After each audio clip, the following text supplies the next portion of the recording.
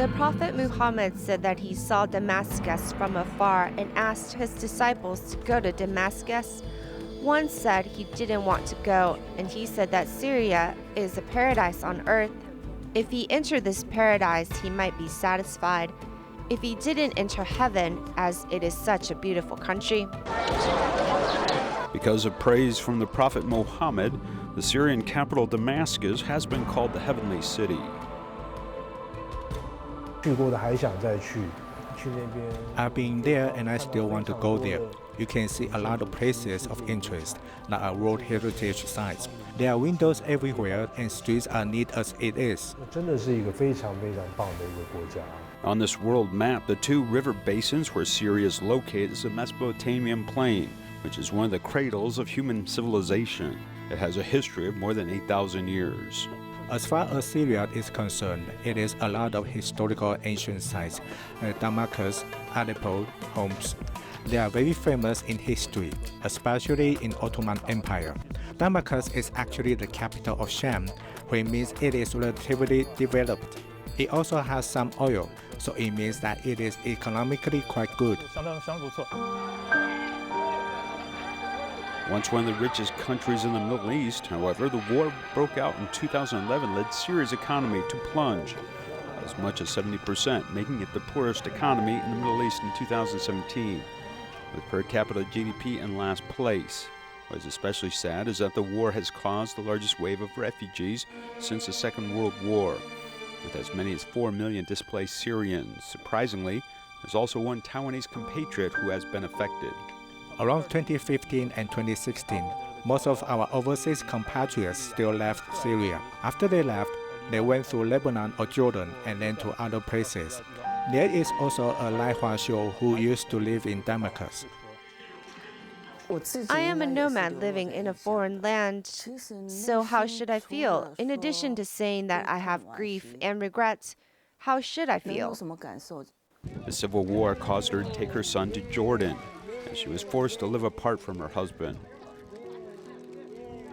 The Taiwanese girl in this photo is so pure and beautiful. She never thought that she would marry and live in the Middle East. Until the age of 26, she studied Arabic because of her work, and 5 years later, she married her own Syrian boss. It was a dramatic change in her life.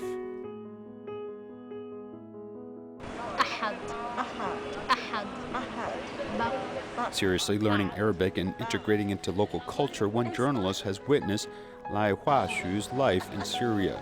Her situation at the time was very good. She had her own car and a driver. Of course, because their people are very low-key. They don't deliberately show off their wealth or what, but in my opinion, their living conditions were quite rich. I miss the olive groves in my hometown is written on this postcard, which is just one of her memories about Syria. She never imagined that in 2012, after returning to Taiwan to visit her family, so she could never return to Syria. I just want to go back to Syria. My husband called me and said, don't come back, because at that time, the Syrian civil war had become serious, especially dangerous for Asians as some bad things have happened, such as kidnapping. Because her husband is there, they have factories, and of course, he hoped to continue to take care of these employees. Of course, it is also there to protect his investment, as he doesn't want these assets to be plundered or destroyed in war. So everyone had a wait-and-see attitude in the early days. He didn't expect this war as it spun out of control. Lattefa had to take her son to continue his studies in Taiwan. In order to prevent her parents from worrying too much and be closer to her husband, she settled in Jordan in 2014.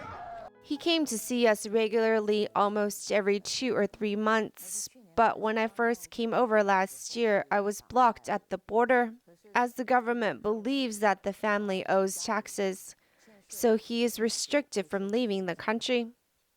Nowadays, the family can only exchange love and affection through an unstable internet connection. When you will come? Anyhow, take care yourself. I don't know until I pay. 爸爸打电话来了。A year and a half ago, my son really wants to go see his father, but he doesn't want us to go. He said it's still too unsafe for us in Syria. More difficulties followed, but this did not change the determination of Lai Huashu to help Syrian refugees. Lai Huashu has been in contact with Ziji since 2012. In 2013, she participated in a documenting volunteer training camp in Taiwan. In 2014, she settled in Jordan and began to study distributions. In 2018, she officially became staff for the Ziji Jordan chapter. Her language and cultural understandings allow her to actively participate in the work of assisting Syrian refugees. After I came into contact with Ziji, I saw so many refugees which suffered so much.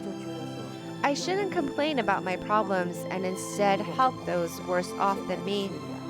I simply hope Syria can return to its former glory in my lifetime.